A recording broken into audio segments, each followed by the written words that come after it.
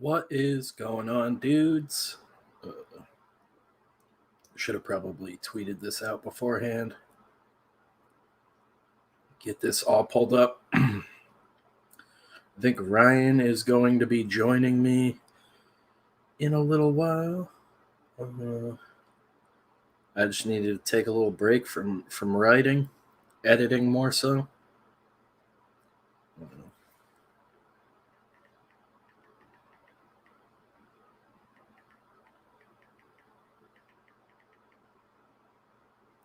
Tweet that out. I got a movie going in the background. What's up, Institute? All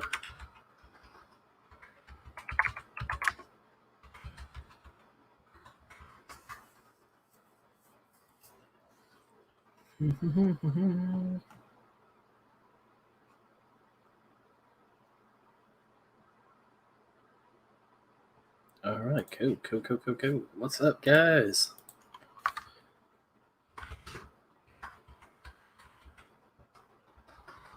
God damn, I can't type tonight.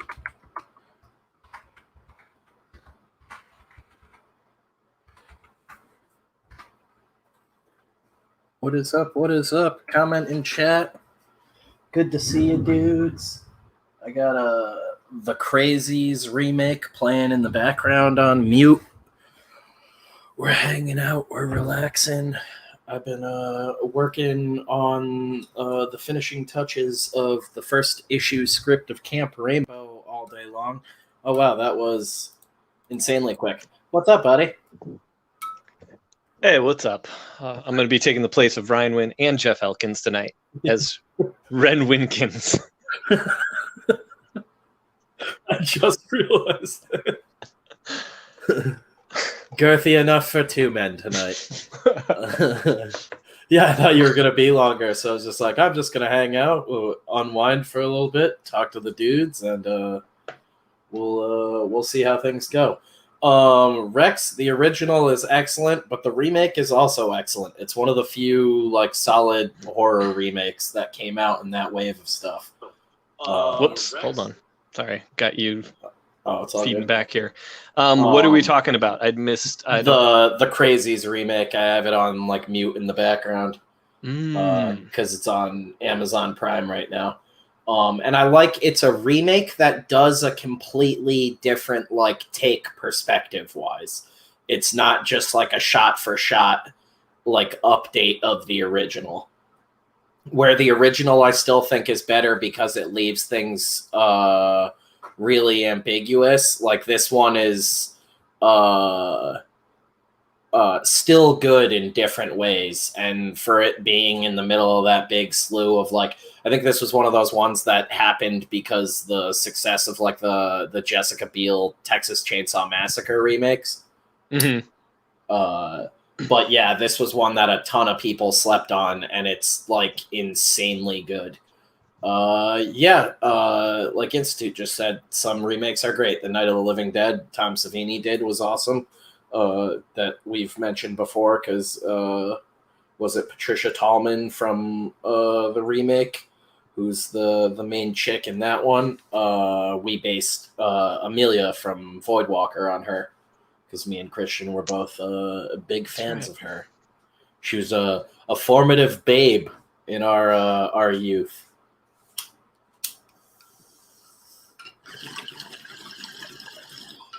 I have 2 pages left to cut on the first issue of Camp Rainbow.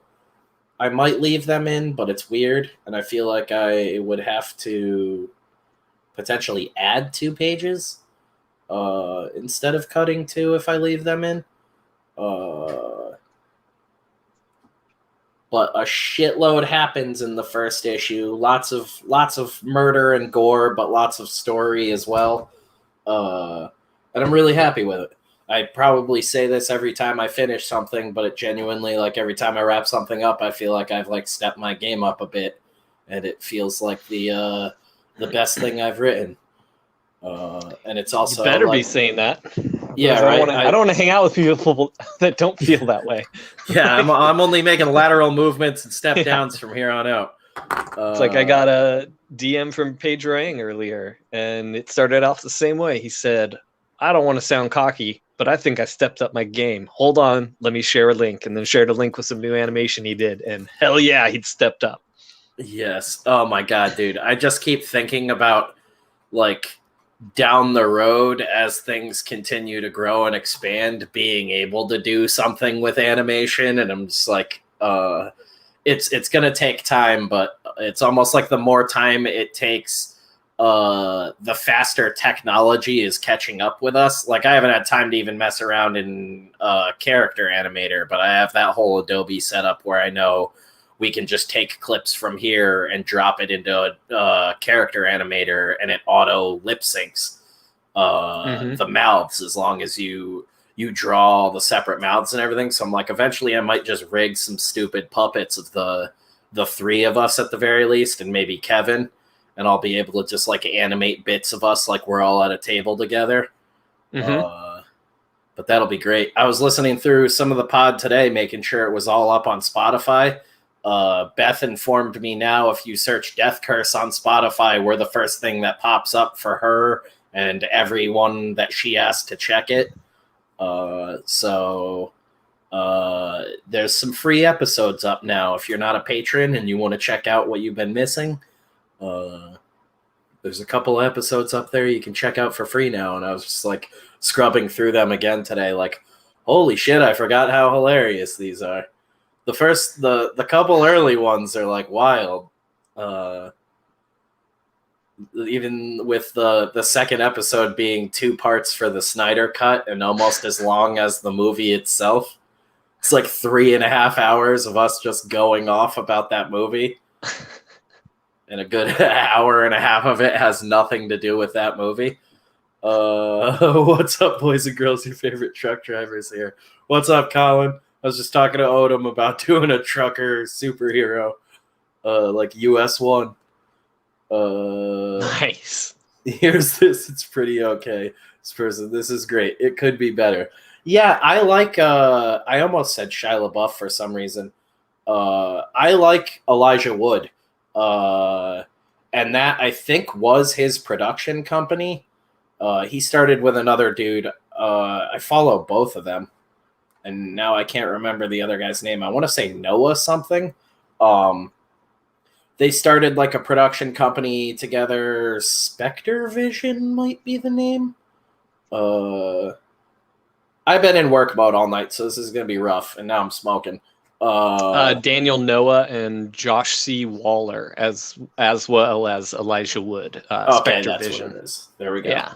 So I wasn't too far off. Noah's his last name. Yeah, so those guys started it. They've done, I'm pretty sure Maniac was the first one they did. I didn't even know there was a remake of that until just now. Until Rex brought it up. I didn't know. It's not like, I think it might still be on Netflix, but it's nothing like the original one that I'm a huge fan of. I actually have some of the comics from Ebon Press, and I've shouted those dudes out a bunch of times. I hit them up ages ago and was like, we definitely need to get down on something, but they're pretty much like a 2-man operation that do all the comics together. What's it? Stephen Romano, the like creator and mastermind behind all of it, is like a huge guy in the horror scene and knows tons of directors and stuff like that. Like he's been around for a long time. I'm sure there's people that are even more well acquainted with him. He used to have like a famous horror house, I think out in California, that like was kind of like a dive pad for the scene back in the day. There's like bands and shit that I've seen, like just like photos of famous bands hanging out in his place, and pretty sure getting high. Y'all watching Nicolas Cage's Pig this weekend? I definitely want to check it out. Depends if I'll have time to. That was another one we were all really stoked for, and I'm wondering if it's going to take a turn into madness at any point, or if they're playing it straight the whole way through. What is up, DJ? Good to see you. Good to see you, El Patrino. He gets in. No!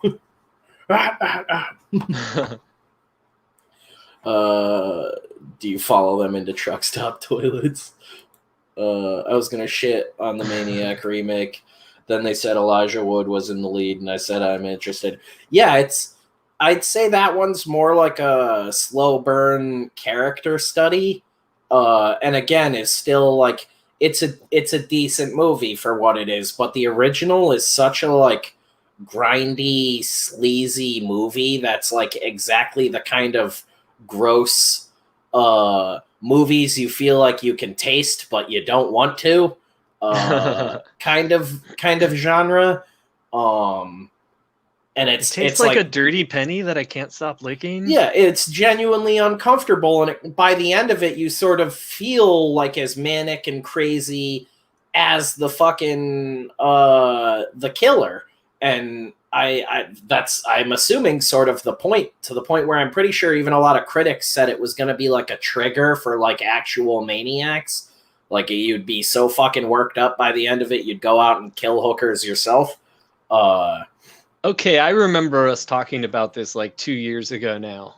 Yeah, we've talked about it ages ago. Yeah, because it was the same thing. I didn't know there was a remake, but then you had sold me on the idea. Now I'm remembering all this. You sold me on the idea because the remake wasn't trying to remake the movie. It was its own thing. It was almost like, I think you said something about like it took the essence of the first movie and did a modern version of that essence or something like that. Yeah, it almost was more intriguing. You made it sound intriguing. Yeah, it almost went like an art house route, where the first one is like very much like a sleazy grindhouse movie and knew exactly what it was trying to be. And I think because Elijah Wood and those dudes are such big fans of the original, they got the opportunity to snag the license. And you figure if the license is out there floating around, why not you grab it, then let some big studio grab it and completely, butcher the whole thing. You figure you grab it and you try to do something different and new with it. And there's still obviously like obvious parallels with the original, but it's never trying to be the original in any way. It's very much, again, like the Crazies sort of doing its own thing with some of the familiar ingredients.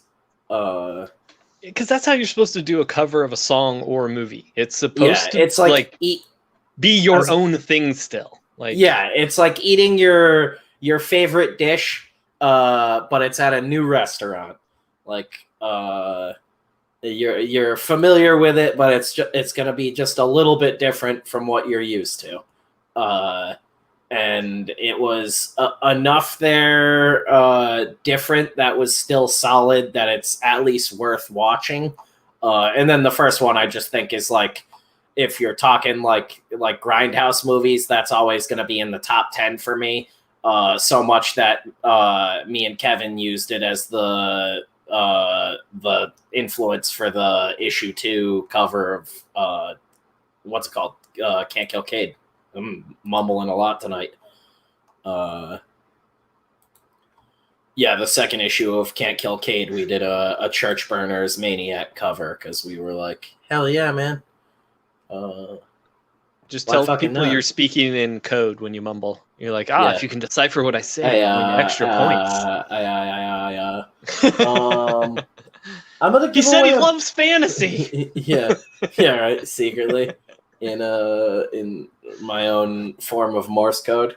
I'm gonna give away a book tonight too. I gotta be, I guess, entering names in here.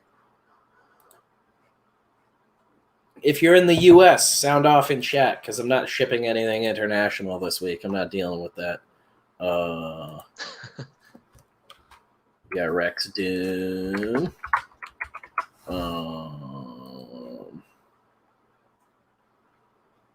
Oh, sorry, Colin. You're like the only international dude in here right now, other than like Padrino. You guys suck. I think Australia is actually starting to like go back down and level off, so that's another benefit of the printer shit exploding in our faces. But I believe DJ is US as well. Somebody told me today that parts of South America have started getting better in the last few weeks with shipping and stuff. Yeah. So hopefully by the time we're fulfilling down there, it'll be smoother running. I was talking to somebody in Peru today. Jay Lee. And they'd only been able to back digital books, and then recently they decided to take the risk because they got some stuff in the mail. So they took the risk, backed a few books, and got all the books they backed. I was going to say, I don't know if Indiegogo went through with it, but a while ago they were talking about integrating features for the shipping in the future so you could get like as close to live rates as possible, which would be really smart on their part to implement a tool like that. Even if it was just a thing where it was like an estimate to let customers know. And then creators have it on the back end. So we have an estimate to know too. It's never going to be completely accurate until you're going to ship. I always wondered if the reason they didn't is because when they started out, it was more like we're making like small products for small companies kind of a thing. So it was less individual shipping, Yeah. A lot of people seem to forget Kickstarter, the first year was all giant, weird, tech prototypes and stuff.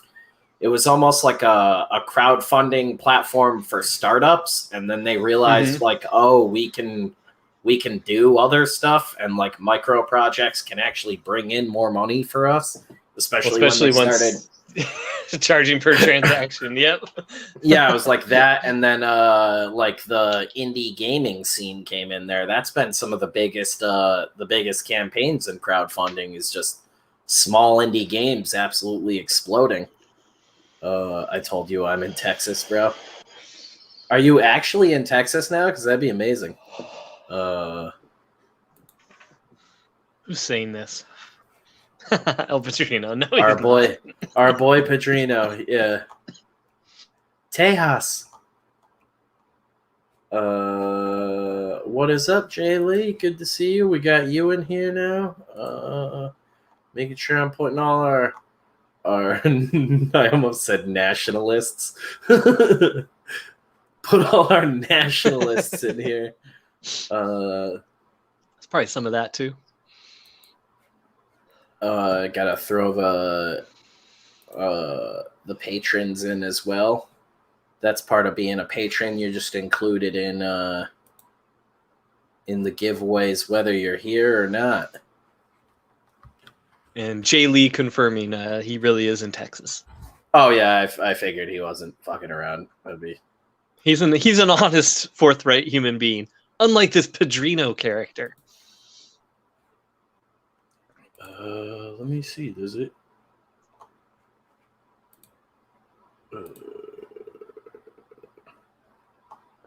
Yes. Hey DJ, have we talked about that? Like, where in California are you? Are you southern? Are you northern? I'm in southern. It's I guess I can throw Colin in and just buy him a book in Australia. Oh, then I can't draw in it though. He backed City of Rot though. Colin, I'll put your name in. If you win it, I'll just put it in with your City of Rot shit when that stuff ships. Colin's ordered so much from me. I'm basically getting a crate to send overseas. I was gonna say, right? By the time I have to send the book to him, he's gonna be getting a pallet from me. I actually looked into it. It's cheaper for me to just move Colin here to live with me. Yeah. You're my boy now. Okay, DJ's in NorCal. Caitlyn Jenner 2021. DJ and Colin are dudes. I call her KJ. KJ for 2021. P-tier. So yeah, we'll blame LA on me then, and we'll blame all the San Francisco nonsense on DJ 2K. Oh shit! I gotta get the PO box address into the description this week too. Hell yeah!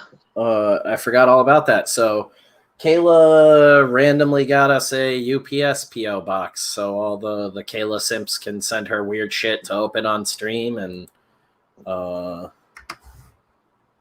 if the dudes want to send us anything, she'll get it, and we meet up. We'll be meeting up more regularly now that COVID isn't bullshit, and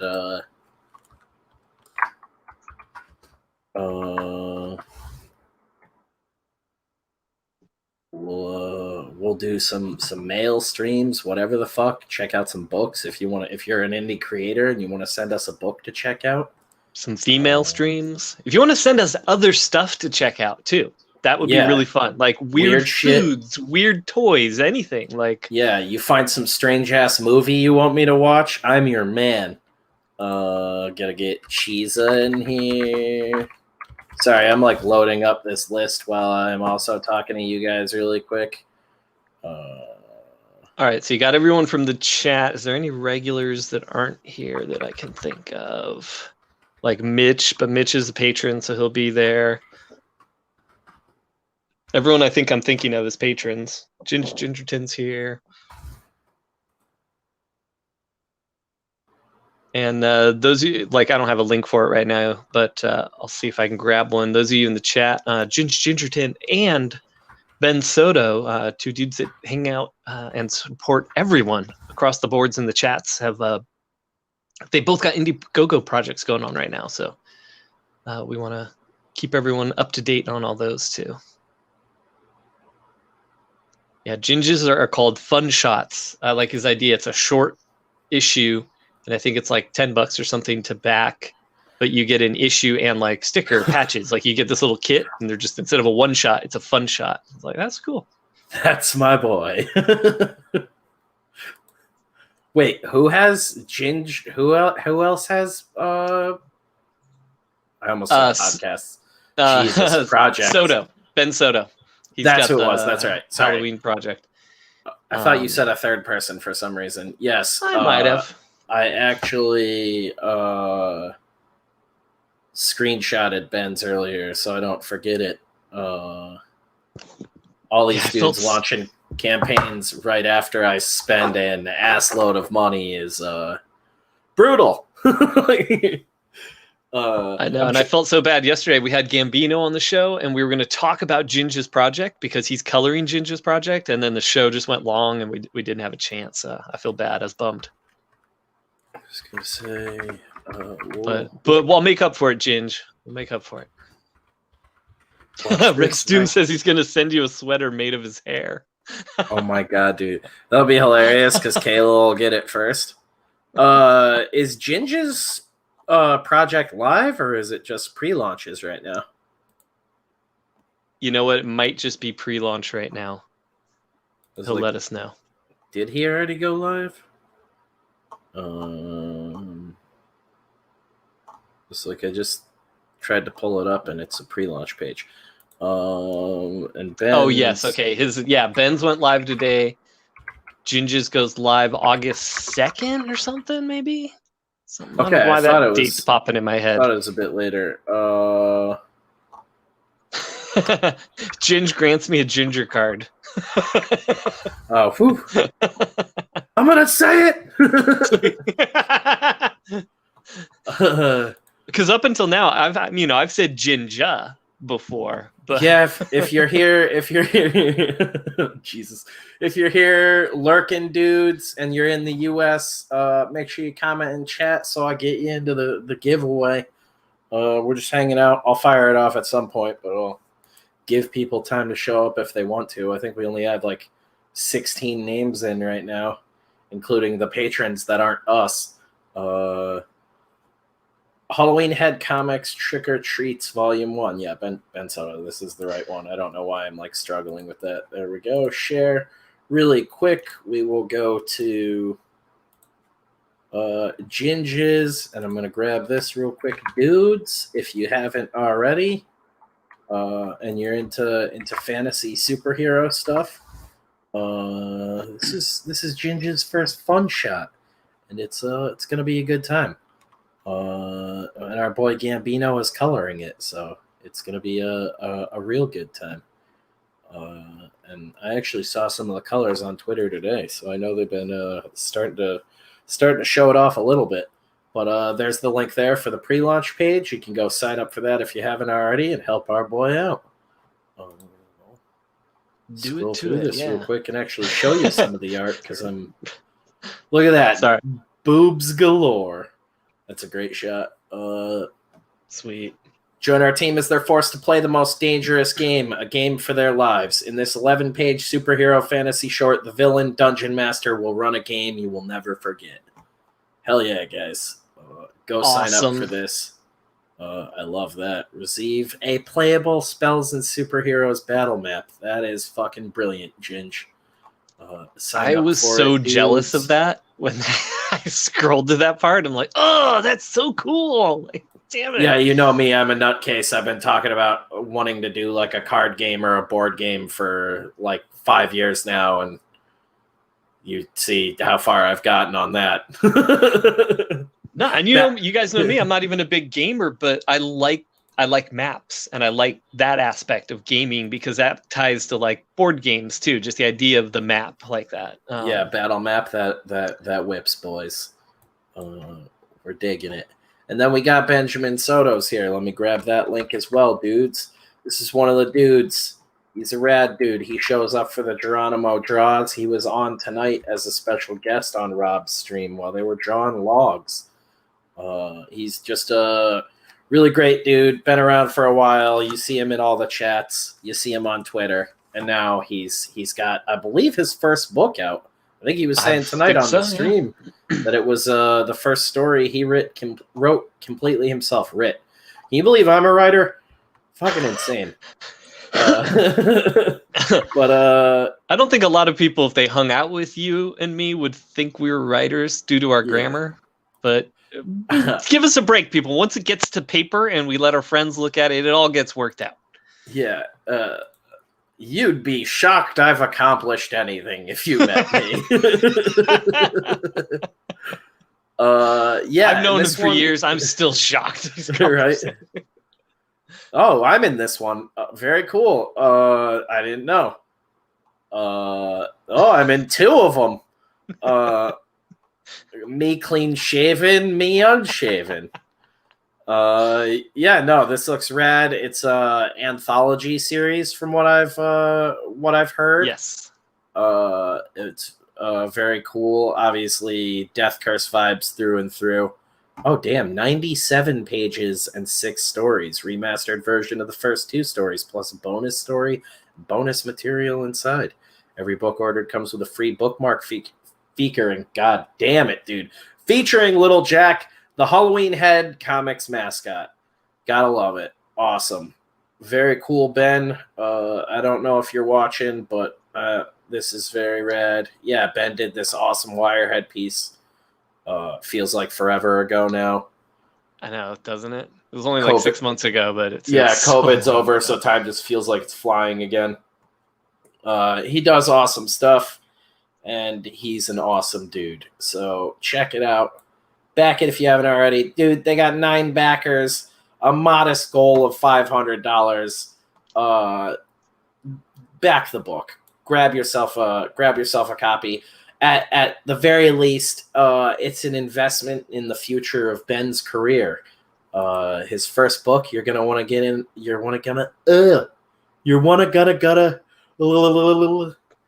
all sorts of good shit. You got it. Yeah, you got it. You're gonna want to get in on this shit at the ground level. I just had a stroke. No, and like you said, the ground level, because he's got a bunch of different ideas. This is collecting issues 1 through 3. That's why it's like 90 pages or whatever. They got a bunch done. It's really fun stuff. The art is great. It's like, to me, this is definitely something I would have grabbed or would grab off the shelf, like at a shop. I'd be like, all right, this looks like fun. From the sounds of it too, isn't a lot of it already done? Or I think so. I think there's a huge portion of it already done.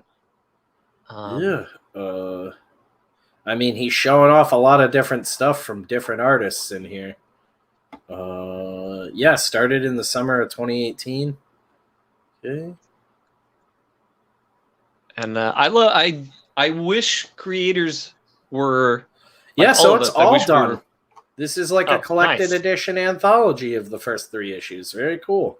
Then we get them to the 500 and everybody gets these books for sure. I'm sure they got to do some pre-press and stuff, but yeah, estimated delivery date in October, just in time for spooky season. I dig that a lot. Yeah, guys, October of this year. So definitely check it out. And I think, honestly, the $60 tier, I think it is. Yeah, $60 tier here is the best bet right now. I don't know if he realizes he's accidentally got a... Oh, it's Justin or Ben. You can get one from either of the Soto brothers. All right, I'm just an idiot. So yeah, for $60 or $60, you can get one from either of the Soto brothers. Very cool stuff. I did not realize that both of them did the arts together. Very, very cool. I was looking at the double pack for $40 because I was being cheap, but like just 20 more for a sketch. Like, yeah, and now that I have the house and everything, I'm just like, I want original art for all my walls, like a big stupid idiot. And then it's the same problem. I'm telling myself it's only 20 more for the sketch, and then I see, wait, it's only 15 more than that for the trick or treat bag. Like, damn it! Stop scrolling, Ryan. Yes, so go check it out, dudes. I dropped the link in chat there. I guess we'll have to talk to Kayla about getting Ben on for an interview or something. Help the dudes out. Yeah, I got to figure something out too, because Comic Ship's all booked up for the time period he's running this campaign. So I want to figure out, like, get an ad or do something, because especially for the boys that are regulars, I want to definitely wait that 30 days or whatever, Ben, and then extend it. Oh, you did 35. I would wait for that to run down and then extend it if you can. The other 25 if it'll let you. If you can do that, hit the full 60. I mean, see where you're at by then. Once you hit your goal, you'll start trending and stuff like that. It changes up the algorithm a little bit just from hitting your goal. All of a sudden you're funded and you're, funded and still live. So you get bumped up on the page and stuff. That's what I'm saying, guys. If you're interested in it and you got the money, back it tonight, because it helps those dudes out big time. It's not just your monetary contribution that helps. It's the whole gaming the system algorithm beatdown that it provides early on. It really is like a big momentum thing that's still kind of a weird question mark for a lot of us creators. But yeah. Side note, they have a $5 poster as an add-on I see now. That's the image you see like where the video was paused, where it's like all the monsters and like the ghost girl coming out. It's a poster of that. Excellent. Dang, okay, so I'm getting this right now. Ben completely blindsided me with a rad one. I am. Damn you, Ben. But I'm actually, Ben's my friend, but I'm getting the Justin Soto sketch. Haha. I'm gonna throw a little love Justin's way here. The mystery Soto. He's gonna be like, I've been here the whole time. Like, damn it, I chose the wrong Soto. Yeah. The blind Soto. Yeah. Who else we got in here? Did I miss anybody while we were hanging out, talking nonsense? What do we got? No, everybody's here. We're chilling. I'm backer number 12.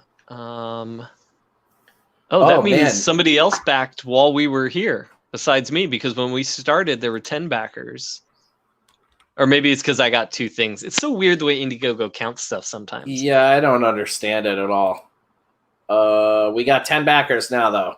78%. Oh, boy.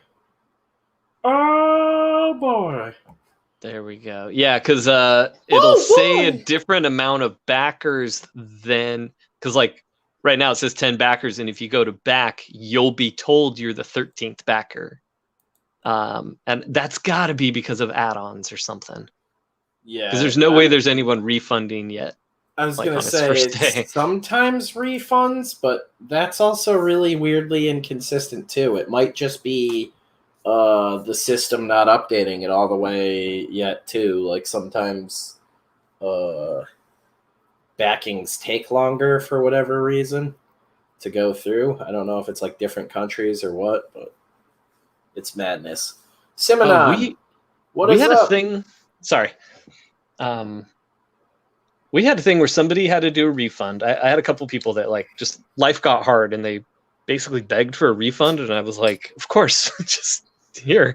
But then one person said they wrote me and they apologized that they had to refund, and I was like, oh, well, first of all, it's totally fine. That's cool, but I hadn't noticed. And then like I went and looked and like didn't see anything from Indiegogo about their order being refunded. Didn't see, and he said he got all the stuff on his end, like saying refund and everything, and there was nothing I could find on my page, in my emails, anywhere about it. So that was weird.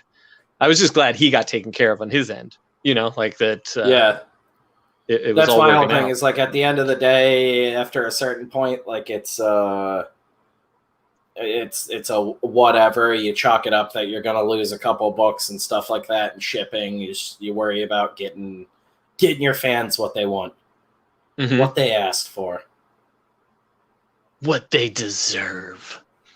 Yeah, it's literally the simplest fucking job in the world. I don't know why it's so complicated.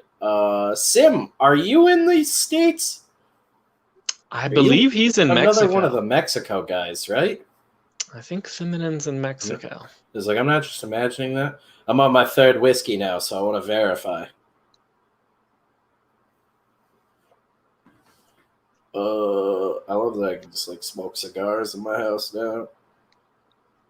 Smoking stogies. Those are all the things that this is old man Ryan talking. Like, I remember thinking that. I remember being super stoked on like smoking joints in my own place where I was allowed to do that. And then it was after a while I was like, oh, I don't like the smell of these things in my own place. Like, oh yeah, I know. There was that, like, all of a sudden I was like, it was like, it took a couple of years, but all of a sudden one day I was like, oh, after I smoke a joint, it smells like an ashtray in here. I hate that now. Damn it. So I just go to my friend's house and smoke joints. Joints aren't as bad because that shit will like dissipate unless you're just like smoking them around the clock. But it like I have buddies that would like roll joints with tobacco in it and stuff. Oof. And like that'll straight up just like I smoke cigarettes and I would never smoke a cigarette in my worst enemy's house. Like that shit doesn't go away. Joint though, you can wake up the next day and it's like you never knew anybody smoked a joint in your house. But it's like if I smoked a cigarette in your bathroom, you'd be like 10 days later, like who the fuck was smoking in my bathroom? It's wild. Like I had a buddy growing up whose like whole family smoked inside the house, and like you could barely breathe going into the place just to like hang out. I got something from an artist friend of ours the other day, and I didn't say anything to them yet, and I'm not going to call them out by name here because I don't know if they think it's funny or not. But I cut the tape on the package opened it up, and basically took a drag off a cigarette. Like it was such a strong smoke smell. It was crazy. You can call me out on here. and it's the thing, I do not mind. That's why like I don't want to call him out because I don't want to think like I mind at all. Because I just thought it was funny. I think that's super funny that stuff can go across the country. You can open up this cardboard and just like just oh like no, does all my smoke. original art reek like weed? Oh.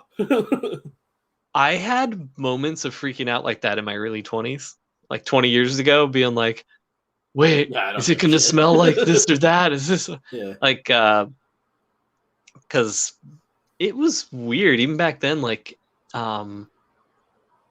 most comic book artists I met did not smoke weed. It was a very professional environment.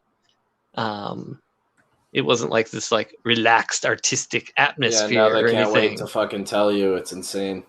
Yeah, and it's like I think that's why I thought so much of the industry was younger than they were when I would meet them. like Kate's and stuff like that. I was like shocked when I found out he was like 5-6 years older than me. I just always like assumed a bunch of those dudes were like, you know, late 20s going into 30 like me. And that is not the case. But that, like, it's still cool, like, being a hipster and being edgy, wearing leather.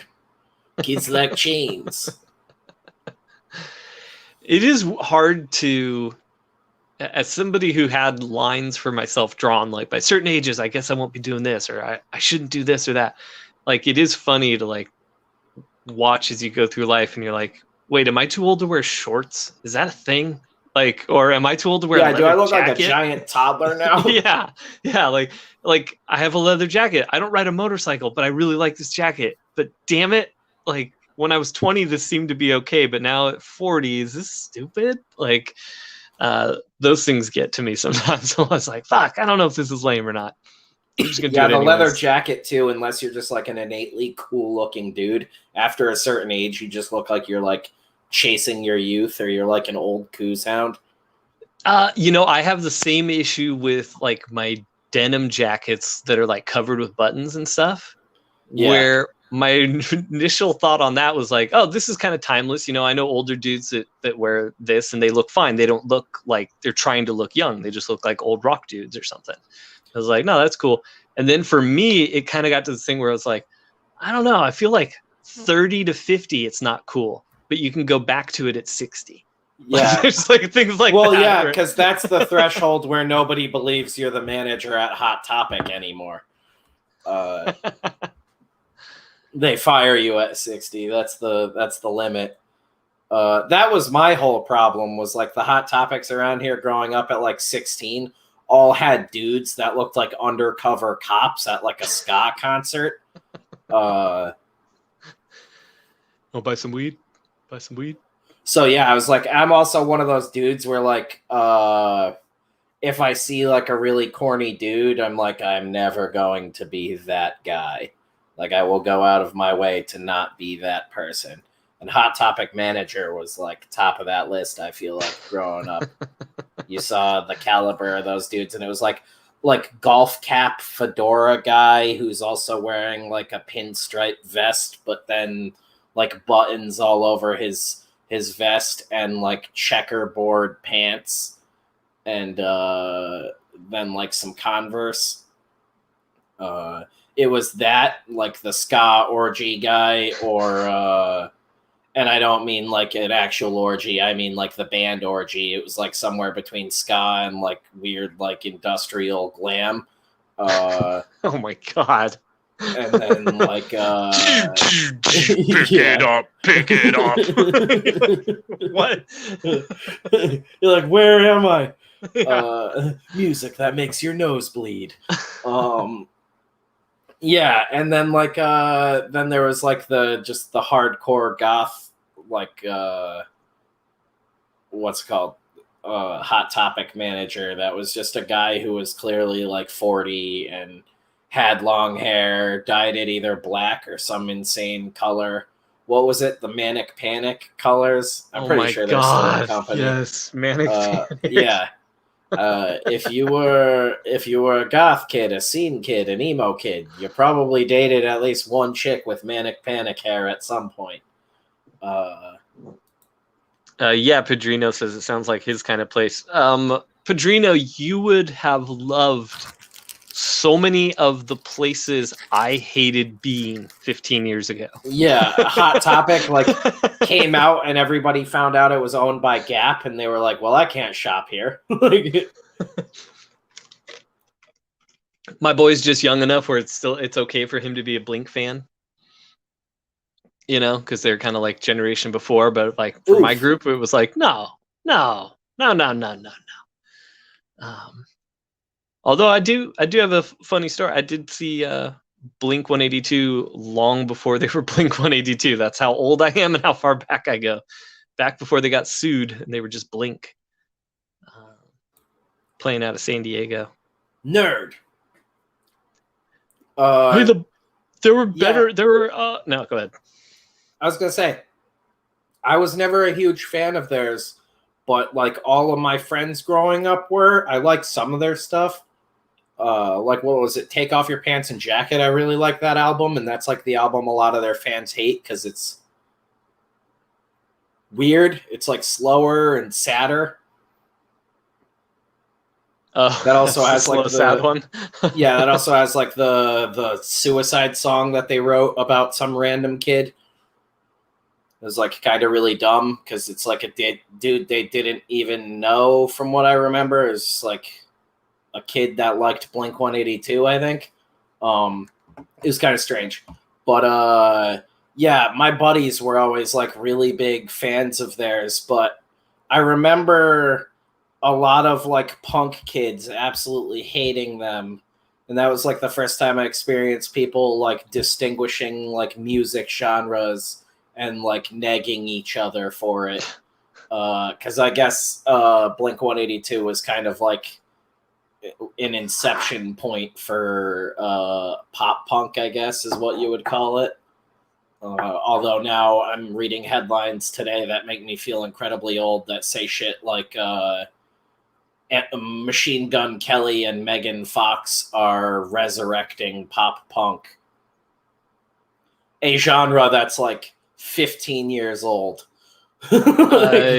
Yeah, the other day on it was either on or after the comic ship, Blast Beat Brian was talking about that within 2 years or 3 years we should be at the starting point of the swoopy emo kids hair coming back. I'm gonna have my resurgence, man.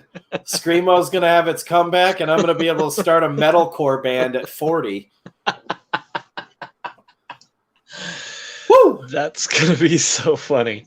Yeah, dude, that rocks. I can watch you from my retirement home on my giant screen TV I'll have just VR set up for that. And you'll just barely hear me as I'm screaming my brains out and blowing out my middle-aged voice.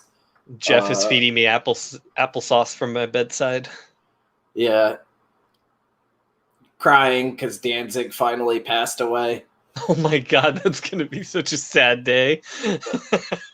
Oh God, I hope I didn't. I'm gonna knock on wood for that one. Oh my God, I'm doing it too.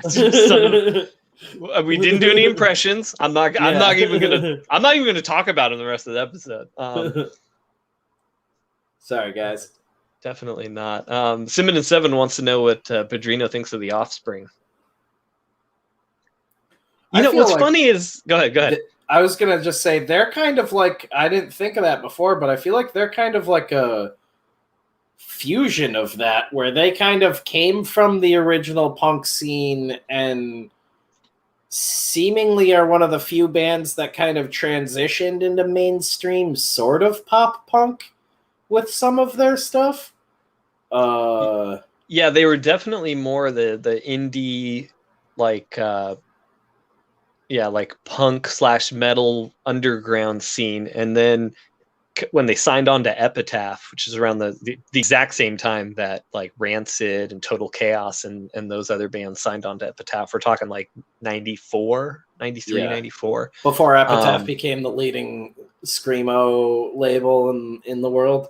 Yeah, at the time it was Brett Garrett's or Brett Gerwitz's just awesome punk label. Like, this is a place for indie bands to get spread across the country. And yeah, Offspring was kind of like, I wasn't a big fan, but it's a thing looking back, they were smart the way they were did like, grab like let's pop up a little early bit. on too, and a couple other bands. Sorry, repeat that. Didn't he get Alkaline Trio on Epitaph and a couple other bands? I believe so. Well, that still would have been probably 4 years later, like closer to 2000.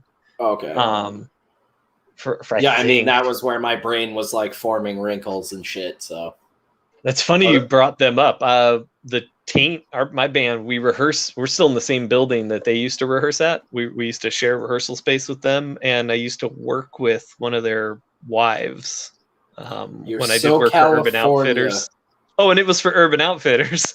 Oh man, dude, that's where my old roommate. We've talked about this. My old roommate, who was a Suicide Girl, she worked at the Urban Outfitters we have out here in like the main city, and like 90% of the bands we had played with had like one member that worked at that Urban Outfitters just for like the clout of working at Urban Outfitters. It was really gay. I never understood what was like. Yeah, I never understood what was like. What clout do you gain from working at a clothing store? Like, you work in retail. Yeah, because I was on the art side of it. I did the displays and things like that. I didn't handle the retail stuff, but yeah, see, that'd be cool. But I watched that happening, so it was weird. Where I'm like, these kids came in, this tatted up 19-year-old who has more tat, and you know me, I'm cool with tat. I got tats. We're all tatted, but I also don't think a 19-year-old should have tats up to their ears. It's like, hey, spend some time with your life and let those things build up. I've been fiending, dude. I've literally been hitting up my buddy Jose, like, when can we tattoo my neck? Let's tattoo my neck. Like, but you're the right age for it. But anyways, they would come in, and then it would be that same thing where they're like, I was the same at 19, I got the Jose job. Just talked me down. Yeah. Oh, I was trying to get tattoos on my hands, and the guys at Rack and Ruin here in Southern California were like, no. I'm like, you guys have them all over. And they're like, yeah, bro, I'm not putting your first tattoo the day you turn 18 on your knuckles. He's like, I'm not doing that. And like, I was so mad at the time. And now, of course, looking back, it's like extremely responsible tattoo artists. Yeah. Looking out for other human beings. I'm getting one for Death Curse soon. I'm getting a Sean Connery head that says "Wish Me Dead." Sweet. Yeah, to commemorate our first kill. I haven't had one in a few years, and I haven't got the last one. I got colored. I got this like quarter blank sleeve on my right arm. Right, and it's not blank, but it's uncolored. I think the last thing I did was my Phantom of the Paradise one. Yeah, because the Alterna one was like a year and a half or 2 years ago now. And I did. And if people don't know, Spencer's got an Alterna Comics tattoo. Yeah, I did the Alterna one and the Zodiac Killer one the same day, just because we had like 2 hours to kill. So that's one of the artists at the shop, Buck, and he was just like, why haven't I tattooed you yet, man? Because like everyone else at the shop has. And I was like, I don't know. You want to? He's like, yeah. What do you want to do? And he drew up the little opened up comic book, and I was like, throw the Alterna logo in there, and then we were like, I mean, I had been doing a ton of research on serial killers already, but I always thought it was fascinating that the Zodiac Killer was like, everybody wear a fucking badge with the crosshairs on it, or I'm gonna fucking shoot you.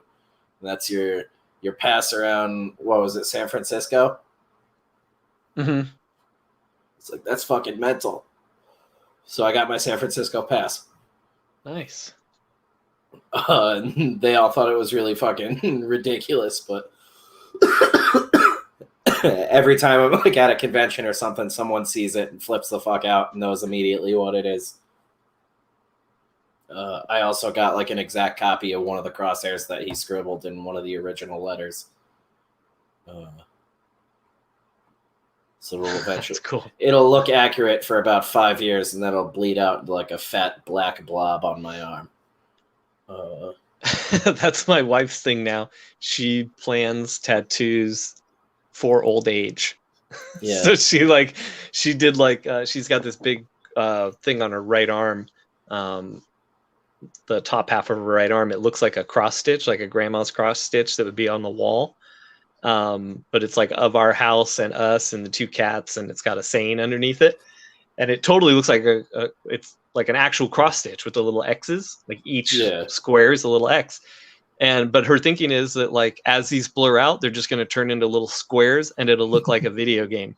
So I was like, awesome. So she's thinking all her other tattoos, like she's like, how will this blur out as I get older? Will it just blur into something colorful and nice, or will So there's like the rules are like no small letters. Lines have to blur into a shape and stuff like that. Yeah, like, wrinkles are tattoos for old timers. I'm gonna be the most gnarly looking old man if I make it there. I joked with Beth at one point about getting, what is it, a DNR on my neck tattoo. So do not resuscitate. She's like, Jesus Christ, you're going to have wish me dead on your arm, fucking do not resuscitate. A bunch of horrible shit all over me. I'm like, yeah, the what is it? The mortician's going to have a fucking field day with me. I had a friend in a band, my first band.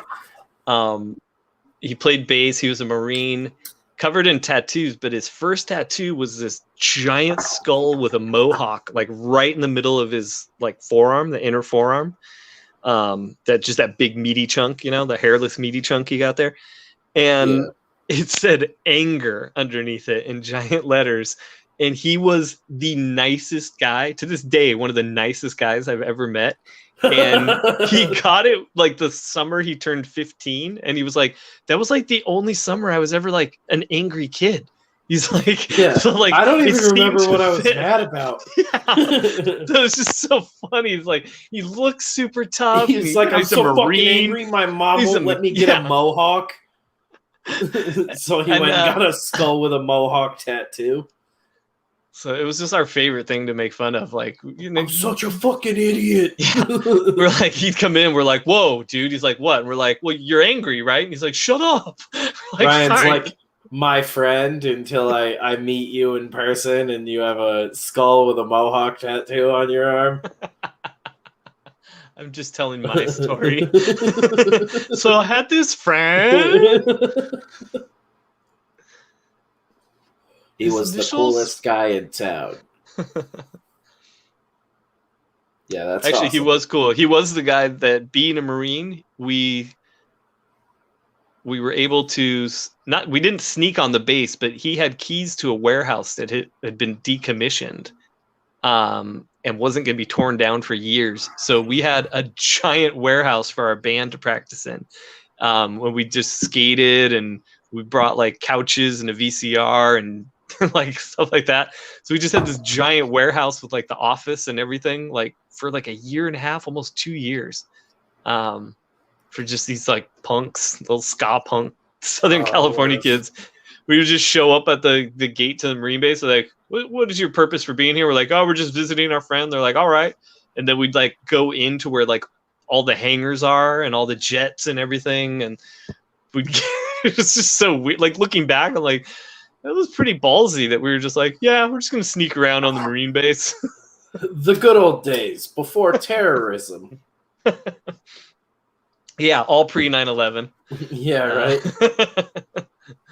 But then they found, I think when I told you both this. my shoes were bombs. Yeah, they found out about us, and we got a call, and we showed up, and all of our musical equipment was out on the tarmac. They had kicked us out. I just couldn't believe they didn't throw our stuff away. Yeah, right. Or just seize it. Or yeah, whatever. It was all there. Guitars, cables, everything was there. It was just out on the middle of the runway. I think I've talked about my Marine. I had a couple Marine buddies in high school, but I talked about one of them. I think the one who got his fucking head exploded in Iraq, and his buddy held it together for like 6 minutes. He was pronounced dead for 2 minutes, and then came back like completely himself, and has like one of the gnarliest like spider web scars all along the back of his head. An IED exploded. A piece of shrapnel hit the fire extinguisher inside his Humvee, and the fire extinguisher exploded next to his head, caved his head in. Oh, yeah, wild shit. And he lived to tell the story after dying.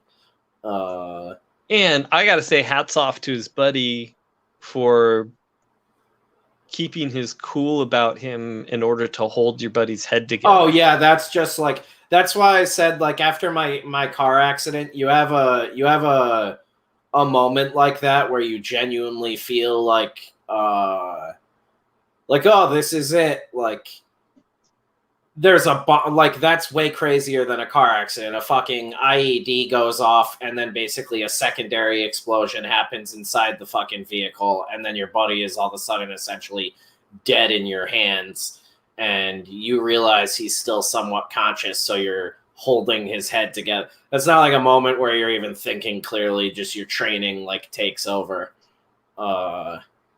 It's insane. And you hear stories like that from those dudes all over. That's not even like a rare occasion in war, like, which is the saddest part of all of it. Not to bring this whole fucking stream down, but well, but the good side about that is, and I think what you're trying to get at, and it is a positive thing, is that what happens all over is homeboys are holding other homeboys' heads together. Yeah, the amazing shit that these men, our veterans, do under insane circumstances, to where I was able to fucking look my buddy TJ in the eyes again, is insane shit. I mean, one of them went a little left more than used to, but but it was there. He stares intently now. Yeah, no, like, and he was like, and I have like full capacity, and I was like, fuck you, that's what they're telling you. And he's like, no, dude, like, can still go back out and kill if he wanted to, which is like, like, if I saw that, if I'm a terrorist and I saw that guy on the battlefield, like, crest a hill with a gun pointed at me, I'd be like, all right, I'm just gonna shoot myself real quick. Like, you're like, fuck, here I come, virgins.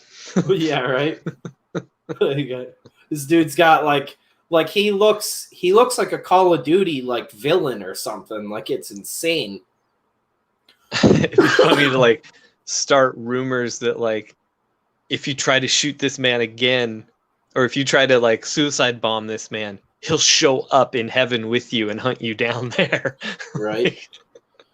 He'll make them fearful of trying to take him out. Yeah.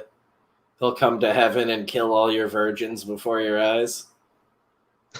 Rasmus says, sorry. Send you to double heaven. Rasmus says, I went to war and only got this lousy t-shirt and shrapnel. Oh my god. Who needs virgins? Give me sluts. A la Admiral Akbar. Oh my god. Oh jeez, Rex. The virgins were a trap. Well, it's lame compared to people in World War II coming back with Lugers and katanas. And in some cases, fucking motorcycles, man. Was it the Vincent Black Shadow, man? All those Pacific Theater dudes coming back with Honda Shadows? That's the real dope shit. Yeah, if you had a friend back then, if you had a friend who was like on the logistical side of things, it was so easy to like, hey, just don't put this on the paperwork. Okay. Yeah. Where now everything's computers and scanned and weighed. Was it World War II that fucking the American Gangster dude was bringing heroin back from? Or was that Vietnam? I think that's American Gangster. The fucking God, I can't remember his name. Famous black gangster. He smuggled heroin back in soldiers' caskets. Vietnam, okay. Yeah, it's like I couldn't remember which it was, but yeah, that was always wild. Yeah, World War II, Vietnam, anything like that, Korea. I think Korea was one of the ones where there's just like a bunch of people just like brought their rifles home and shit. They had like record numbers of just like equipment that was never returned. Like after seriously, service. I'd never heard that. That's interesting. There's a ton of stats in what was that Nicolas Cage movie back in the day, Lord of War, or Lords of War, maybe one of those. It's him and Jared Leto. Maybe it's Lords. Yeah, maybe it is Lords. Yeah, there's a bunch of stats in that movie that for the time I believe were actually accurate. Lord of War. Yeah, it's just Lord of War. About gun running and all that madness. Really cool shit. Oh yeah, 10 backers on Ben Soto's. They're at 93% with 35 days left. $468 right now. $32 gets them to their goal, dudes. Oh, what? Somebody here's planning on backing this. I don't usually like to pressure people, but back it tonight. Let's let Ben wake up to a funded project. And the fact that it's only 500 and they get funded so quick, they'll be bumped up in the algorithm quite a bit. Yeah. For every percentage they go over their reached goal in the short distance, short amount of time. I did not know you served, Jay Lee. Thank you for your service, first off. And I'm sorry to hear that, man.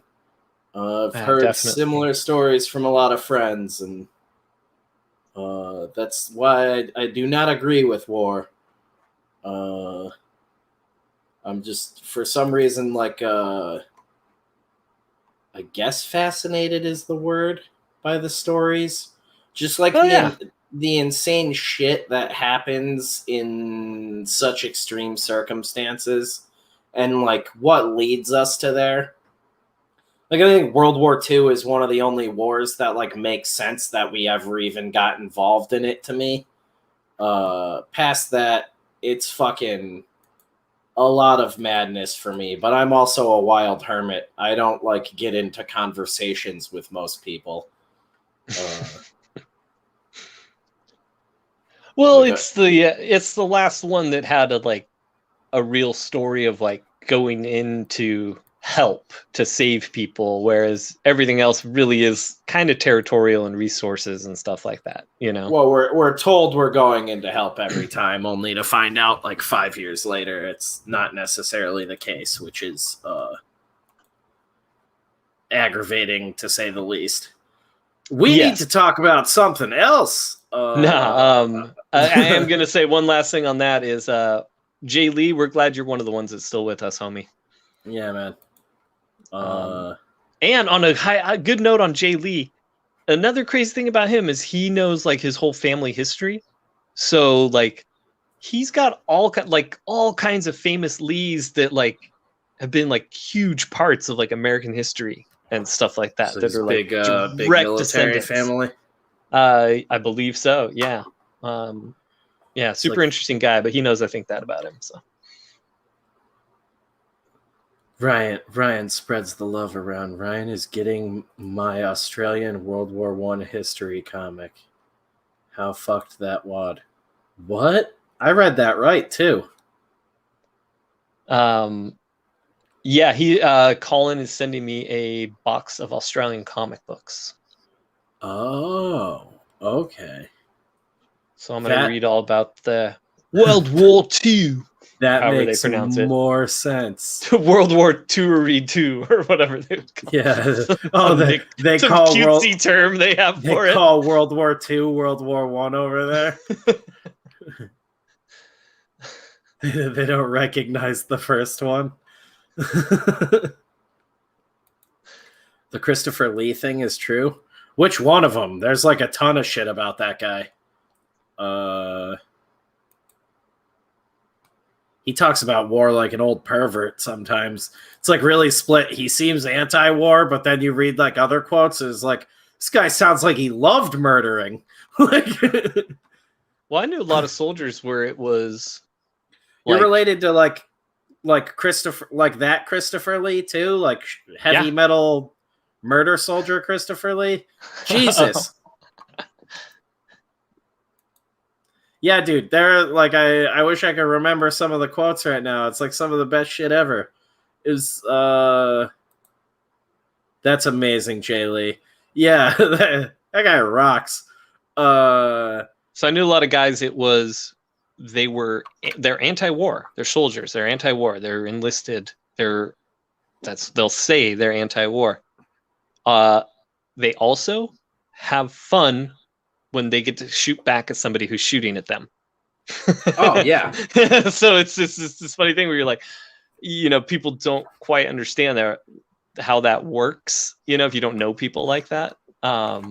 Where it's like, no, they don't really want to go to war. They don't want other soldiers to die. They're not going into the battle because they have fun. But once they are there, I knew some dudes that they had fun. I had a cousin I've had a lot of friends shooting his gun off the back of a Humvee. I had a lot of friends that went back multiple times because they were like, why not me, a guy who knows he can handle it and is like, maybe not enjoying it, but like able to hold it together and do a proper job, what they need to get done over there, than someone else who doesn't need to risk getting all fucked up over there. Which I always like. That's like a completely different breed of person altogether. Like service members are on a whole nother level. And that's like I don't think you can ever fully understand that not being one. You can appreciate it, but I don't think you can ever understand it completely. No, I don't think so. I think I've it's a talked pretty to dudes rare like experience. Mitch, and I feel like I've barely even scratched the surface of our buddy Mitch. But that man's done amazing things and seen amazing things and been through insane shit. Well, and I get, like you, I'm fascinated with these stories where I've been lucky enough where, like, my grandpa, his tales from World War II are not only like well documented in historical fact, but there's even some film footage from the battle he was in. And then, but he loves telling the stories. And he's one of those people that, like, he didn't get that triggered. And he was always able to handle trauma, like, throughout his life. He was able to handle trauma, especially after that, because nothing ever compared to anything like getting kamikazed or anything like that. And then, I had some friends that, like, they probably shouldn't have been there, and then I got some friends that, like, they got shot in Haiti, and they still got the bullet, and they had a good time while they were there. Yeah, one of my buddies, did paramilitary contracting and said he had the time of his life. And he's like, said he was dealing with way crazier shit than he did during the Iraq War. Because he was like, I guess just got luck of the draw during the Iraq War and, like, didn't get deployed anywhere with much, like, constant combat or anything like that. I forget the exact years without getting into too much detail, but, like, the time he did in Iraq, it wasn't really that crazy. I think he said he was in a couple of firefights over the, I think he did 2 or 3 tours. But then he did paramilitary contractor work, like we were talking about earlier today, and said it was, like, constant shit all the time. And he did it in, like, 3 or 4 different countries over a couple different deployments. And I've talked to different guys who've done different contracting work with different contractors.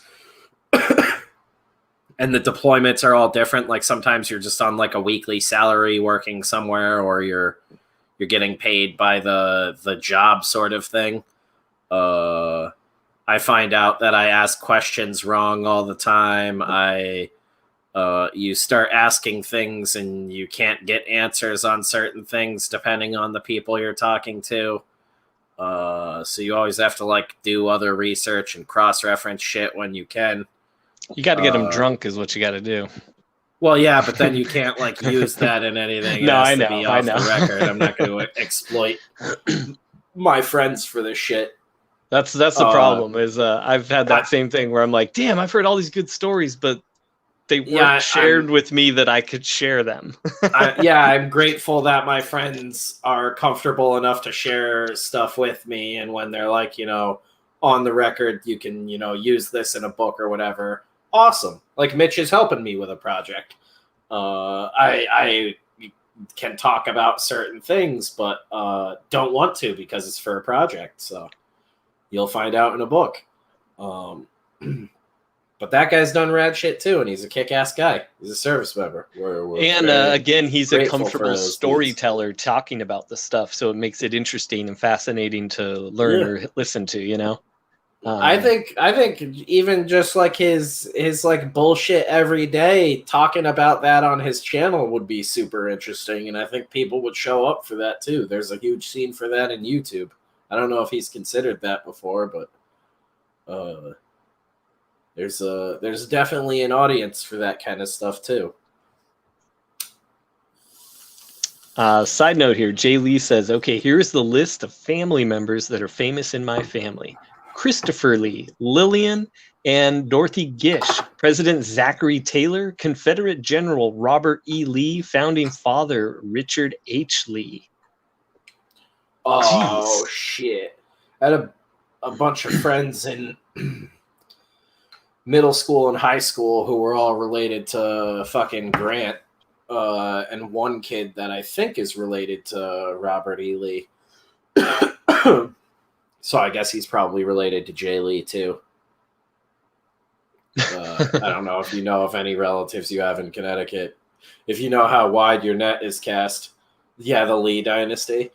Yeah, my family's pretty trashy from the South and then mixed with natives.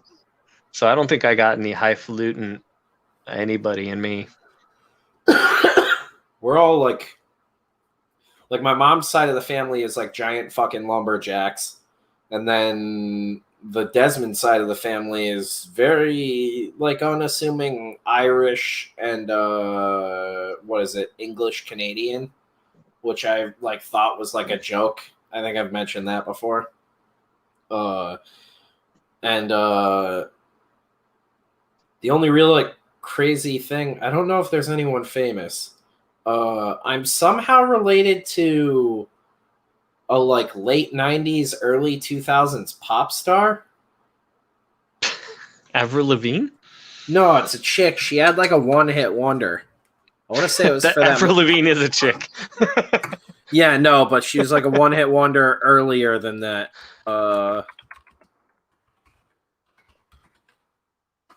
want to say...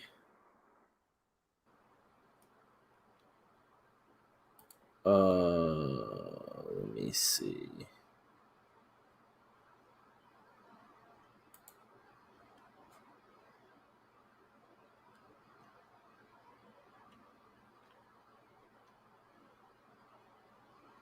I forget now. I actually am related to a famous like Mexican revolutionary that Disney made a movie of in the 50s. I'm trying to figure out the name of that. I forgot all about that. I think it's Vitamin C. That's the band? Or that's what she called herself? Vitamin C or Hoku. I can't remember. She was like a shitty one-hit wonder. No, it's Hoku. Yeah, I don't know how they're related to me. Your dad's other kids or something? Yeah, right. That was some weird shit. I'm pretty sure it's Hoku. I couldn't even tell you her music. I just remember I think it's on my mom's side of the family, but she like told us that one time and we were like, cool.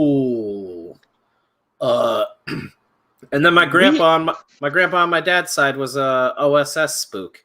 So like he did it was like precursor CIA stuff, which I've talked a little bit about before too. He used to tell us like all sorts of crazy shit.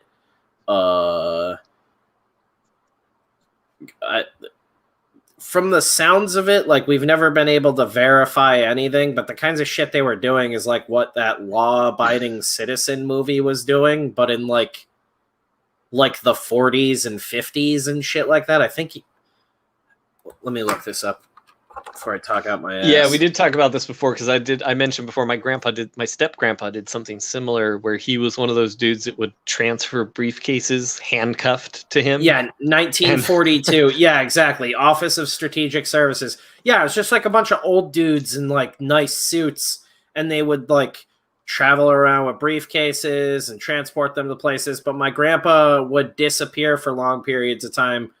And we weren't told until after he passed away by my Nana, like all about his service. And the dude straight up had a passport that where he had traveled to like almost every fucking country in the world in his lifetime, and was doing like all sorts of insane work. He had a lot of strange shit after he died in their Cape Cod home.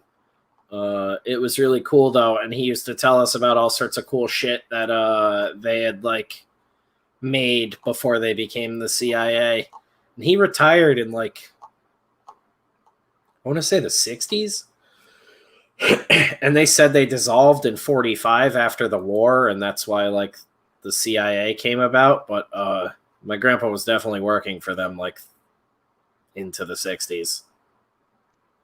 Yeah, my grandpa would tell me all these weird stories. And I don't know if it had a different name or whatever, but like he like killed people in the stories and was shot at in these stories, and it didn't.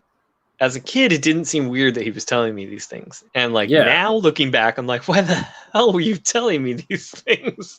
Like I was literally like 8 years old, and he's like, so there I was in South America, and we were driving in this Jeep, and these guys started shooting at us, and the driver got hit, so we ran off the road. And I'm not supposed to be using any of the machine guns, but the guy's laying there dead next to me. So I grabbed his gun and this and that. Like, I don't know if they were true or not, but he was just telling me crazy stories. Dude, he watched Bond movies like he was like reviewing the work. My grandpa, it was like insane. And like he used to tell us, he told us about the umbrella gun that's like been on a bunch of TV shows in modern day, like was a very popular just like one-shot gun. And nicotine poisoning, which is like the OSS #1 way of assassinating people back in the day. They would just pour a bunch of nicotine into your coffee and you'd be dead before you knew what the fuck happened. Really? I didn't know that could liquid that. Nicotine. Oh yeah, it's one of the most deadly things in the world in high concentrates. Damn. Yeah, so you just use liquid nicotine, which is like highly concentrated nicotine. You put like 2 drops in someone's coffee and they're fucking dead. And there's pretty much nothing you can... I don't even think you can like use like Narcan to stop someone from ODing on nicotine. I might be wrong about that, but like, yeah, I'm pretty sure like Russia still uses that shit if they're not going to just walk up and blast you. Damn. Yeah, man. It's crazy shit. Yeah, a gun that shoots mini umbrellas. Yeah, the umbrella gun just fires a full-size umbrella through a man's chest like a harpoon. And then it expands. Yeah, it's gonna be a rainy day. Yeah. That rocks. Yeah, fucking the OSS was wild. They're the same guys who figured out they could put a fucking I think it was the CIA at that point, but they figured out they could put like a machine gun inside of a briefcase and operate it with a trigger handle. So you just be like walking through downtown and fucking blow a dude away with your briefcase. Actually, that was a mariachi from Mexico that had built it into a guitar case first. Yeah, right. CIA saw that and stole the idea. It's a real Holy mariachi. Fucking shit, have you guys seen El Mariachi? We need to make this. We told him to stop watching movies before he came to the meetings. He's coming to the briefcase gun idea again. I know it's short notice, but I took my kid's trombone case. I figured we could use this. Wah, wah. Yeah. Speaking of crazy fucking military shit, have they announced what happened with that Haiti assassination yet? You hear about that? I'm coughing too much. What? Go ahead. What was it, like the president of Haiti just got fucking got? Oh yeah, I think it was like the interim president. Yeah. In his home. And they said something crazy like they were something else. Said they were like DEA or some shit. Yeah, that's what I was like. They were supposed to investigate that. I'm pretty sure they said they were DEA, but that was like unverified. The guy tripped on a bunch of guns.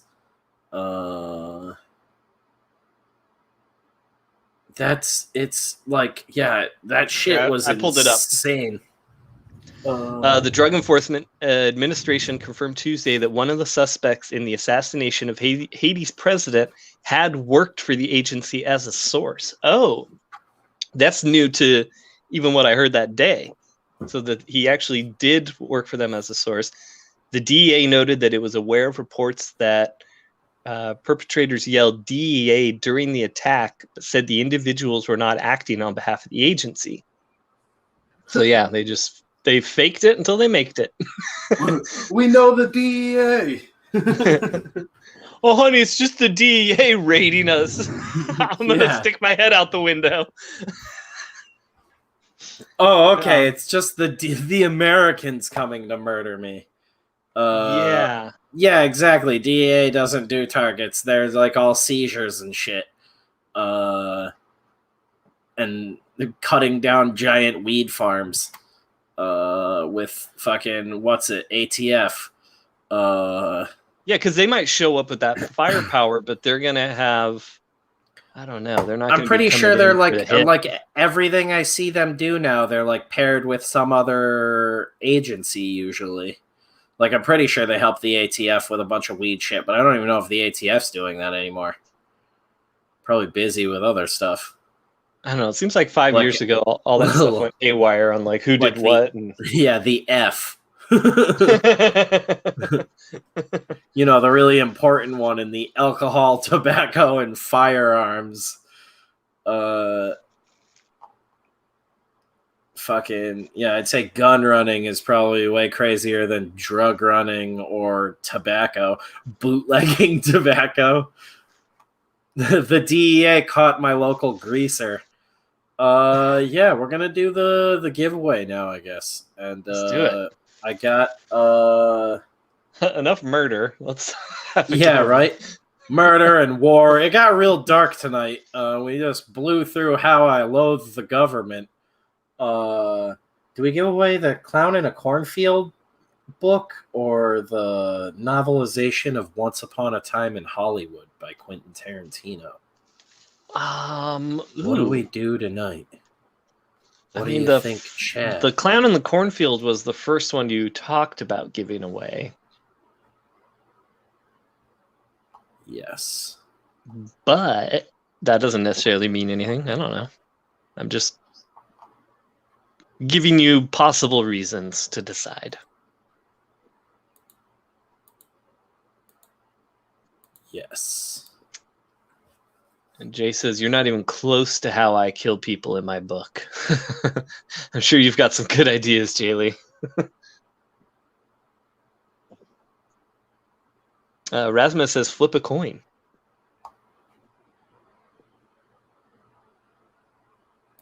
Flip a coin?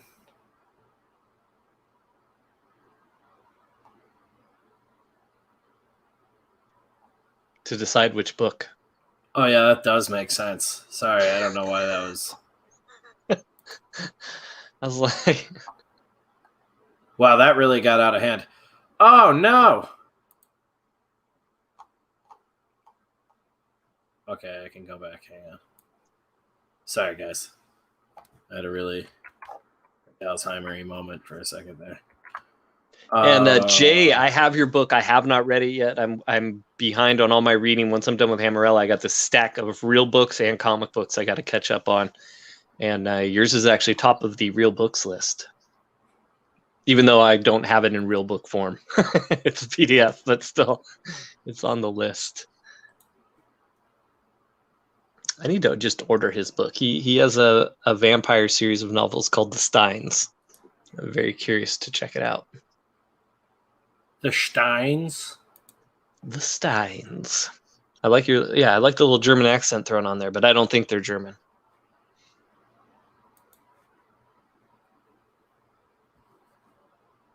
Oh, yeah, I don't know why I said that with a German accent. Sorry, I zoned out for a moment there.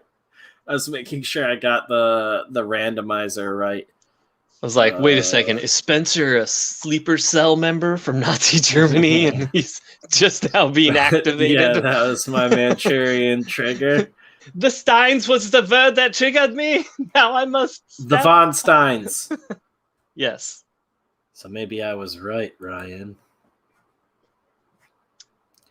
You guys get many people buying your books digitally? Sometimes. It comes in waves. It's weird.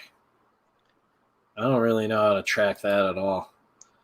I'll know better Yeah. once we launch the Death Curse stuff, because I'll know like exact numbers. But I did an exclusive, like my Death Betty book was exclusive through Comixology, and the numbers were really good for them. I don't remember the numbers now, but they were really good for Comixology, and they were promoting it and stuff. But then I remember when I got the numbers, I was like, "This is what you guys think is really good?" Like I couldn't believe how little it was. But they were excited because they were like, most people don't buy this many of an indie book. And I was like, it was like 40 or something like that. I was like, shit, it's 40. It's like, like, what? It's not, I mean, I'm stoked 40 sold, but don't come at me with, hey, you're our top seller is amazing. And then make me think that those numbers are like something to build a business on. So I forgot I could share this ahead of time. I mean, it literally took like 3 seconds to pick the name, so you guys didn't miss much. But before I reveal who won, what book are we doing? Found in a Cornfield tonight? Teen slasher novel? Or Once Upon a Time in Hollywood?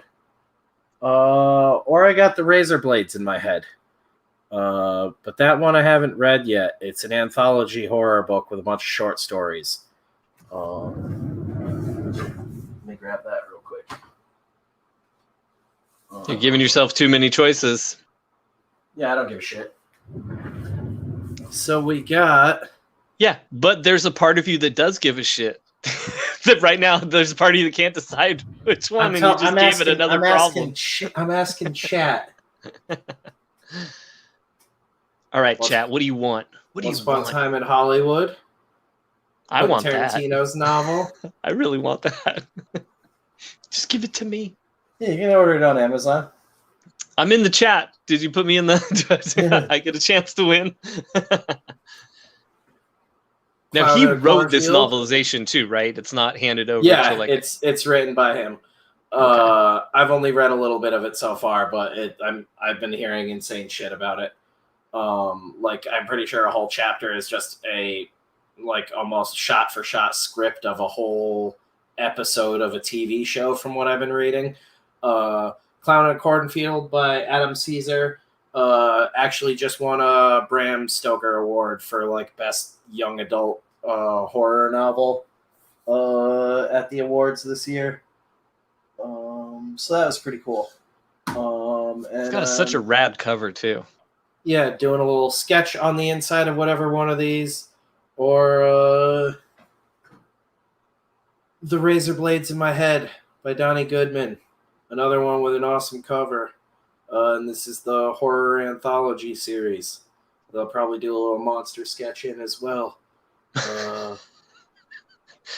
Razmat says a whole chapter is just the N word on repetition. Yeah, right. It's Leonardo DiCaprio's character practicing it. So yeah, one of those 3 books. Let me know in chat what you guys think really quick of those 3, and then I'm going to announce the winner because I got it queued up in the background.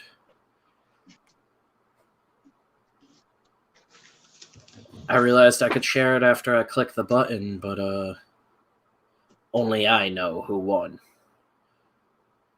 Number 3, I already forgot what that was. Is that the Razor Blades in My Head? Was that the last one I did? Yeah, right? I think so. Okay, I've got 1 vote for each of the books so far. You know what? I'll let the winner pick. Hey, there's a novel idea. Yeah, we've been drinking too much tonight and thinking too hard. And I can share now, and you'll see who won. Rex motherfucking Doom. No way. Yeah. What? So Doom. You can Rex, let me know what book you do. Doom. Doom. I know how to do this for next time, so I'll fucking share it and everything. I'm just an idiot, but I'm not gonna redo it.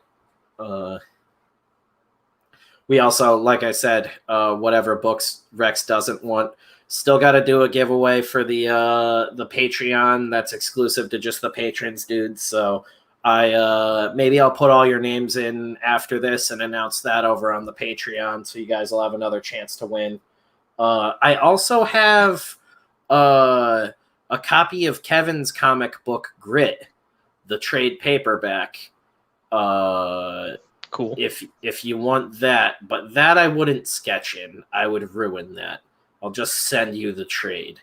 But if you want that, we have that as well. So Rex Doom, let me know what you want, my dude. Which book? And I'll have you DM me your info, and we'll get that out to you. Razmaz, that's the corner of Spencer's desk and the Venetian or the vertical blinds behind it. I think he was confused by what he was seeing. Yeah, this is the edge, the right side edge of my drawing table. My camera was centered on it before, but my cats are fucking animals and knocked it all out of whack. And my computer setup is all to the right of my drawing table, so I'm not in front of the table right now. Winner Rex also had a question here. He said when he was asking the us, second giveaway I've won in like a week or something weird. Oh, nice. Oh shit! Super weird. No, Rex is just having 8 his luck. he's hacking the system.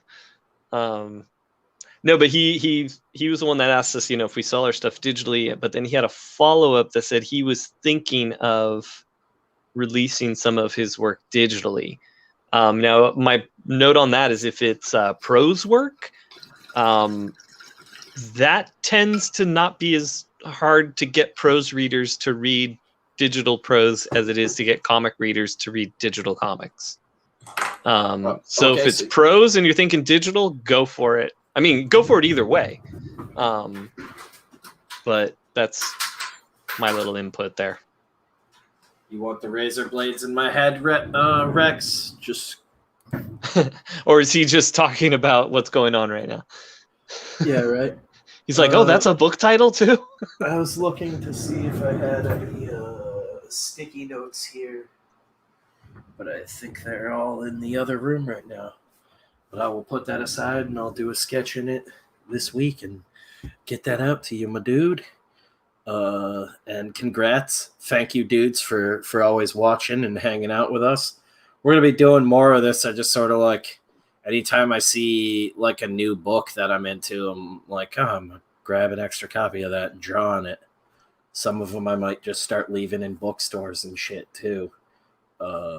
If I do that, though, I'm going to put the YouTube channel in the book too. Get us canceled hardcore by some fucking book nerd. Yeah, I found this book with a sketch in it, and it had this YouTube channel in it. They're insane. They said they were kidding, but I don't think they were kidding. Yeah, I was thinking a while ago of starting an anonymous blog and posting some stories on there, but I'm just going to start getting shit like that up on the Patreon at some point, starting with this fucking screenplay when I wrap it up. But I'm in the middle of wrapping up the first issue of Camp Rainbow right now. Actually, when we finish up here in a minute, I'm going to get back to that and get that off to Jeff for the morning. Get that up and going so I can make sure all the other Death Curse books are running smoothly. We're probably not doing the Salem Horror Fest launch because they're all over the place. They never got back to us. Seem very argumentative on social media, and I just don't care to get into it anymore. I'm so beyond that after a year in fucking stupid apocalypse. So we're just focusing on making kick-ass books and getting them out whenever the fuck they're ready, all at once, releasing them in one cool box set and getting them out to people.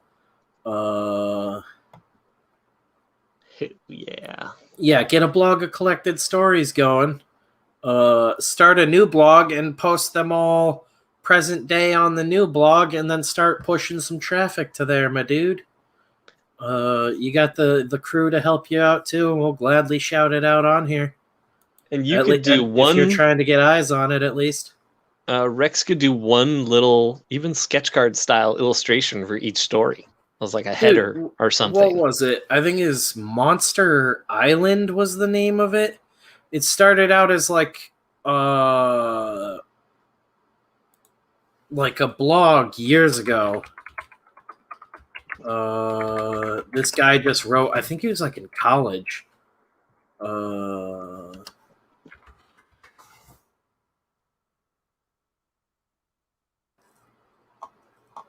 Is that what it was called?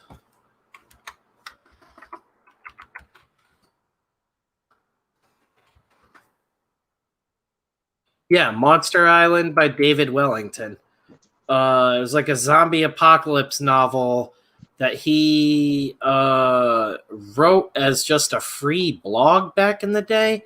And I don't know if he was like intentionally trying to like get eyes on it. I think it just sort of got found by people, and I forget what forum I heard about it on. It was like a horror forum back in the day. And someone posted about it, and I went and started reading it, and then it became like a thing where like every time a new chapter came out, I was like, holy shit, I need to check this out. He had another one too, I think 13 Bullets. Yep, 13 Bullets by David Wellington. That's a good name. Yeah, he did this for a while, and I always thought that was like a cool format. I thought about doing that for a novel, especially when I was considering doing Copenhagen as a novelization when I was writing the screenplay. At that point, too, I didn't even know that fucking Tarantino was doing that novelization of Once Upon a Time in Hollywood, let alone that it was literally coming out in like a couple of days. When I told you guys, I was like, I think Copenhagen would make like a cool novella. I could write that into like 100, 150 page story that just reads like fucking fire. You literally sit down and read it in a couple of hours. It's just like breakneck speed violence for like 100 pages. It's nothing but horrible, gratuitous violence and erotica, I guess, is the easiest way to describe it. Yeah. Good times. But I'm going to wrap up here with we dropped an update for City of Rot today, officially announcing, if you didn't see it on any of the streams I've managed to say it on, City of Rot is going to be full color on the newsprint edition. It's going to be about a month before we can even go to print on that now. So it's a big stall and it sucks, but we're making lemonade out of the lemons, and we're having Nick Welch color the whole thing, and the trade paperback edition will still be black and white in all its glory, just the way we intended, a true outlaw comic. And then the newsprint edition will be a lovely colored edition for all the color fans and the mass market. And the first official Death Curse book, thanks to all of you dudes, which I can't stress how huge that is for me and all the dudes. It's the first step in a big plan, and I'm excited to start showing the other books off to you dudes and what's coming in the future. Yeah, I'm mumbling. Rex Doom says the colored fans. Oh my god. Did I say that? I don't know anymore. Yeah, right. Jesus. So hard at everything. Every time Spencer talks about Copenhagen, I start to think of In Bruges, the movie with Colin Farrell.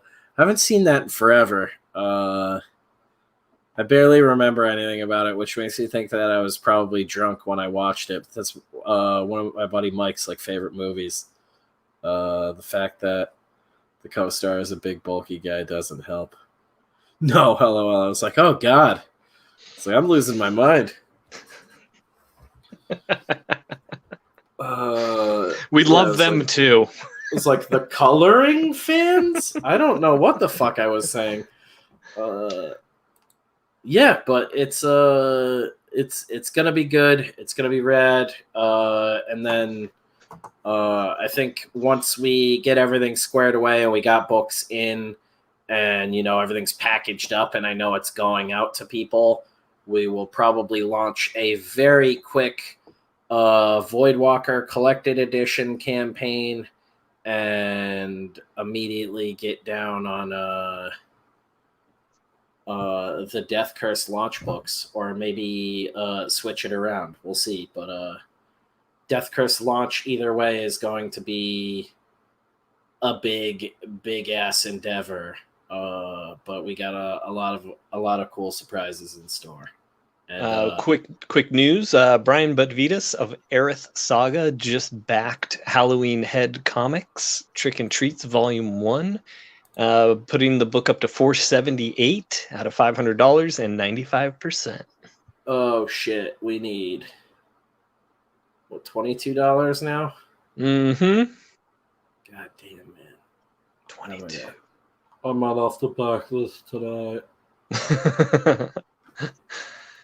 All right, that's my last interruption.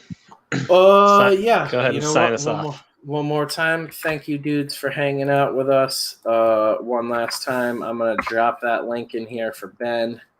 Go check it out. Make it happen for the dude if you can. Grab a copy of the book. Just the $25 tier right now puts him over, man. That makes the night. You're number 12. And that puts him on the path. Lucky number 13 will be the first funded backer. You're guaranteed to get the book now. From what we've gathered reading the campaign too, all 3 issues are already done, so it's a matter of them getting their pre-press together for that trade edition, that beautiful collected package, and getting them out to print. And Ben was talking about that tonight, so seems he's already on the ball with that stuff anyways. So back it if you can, dudes. Help out our boy, and we'll see you later. Was it worth the girth?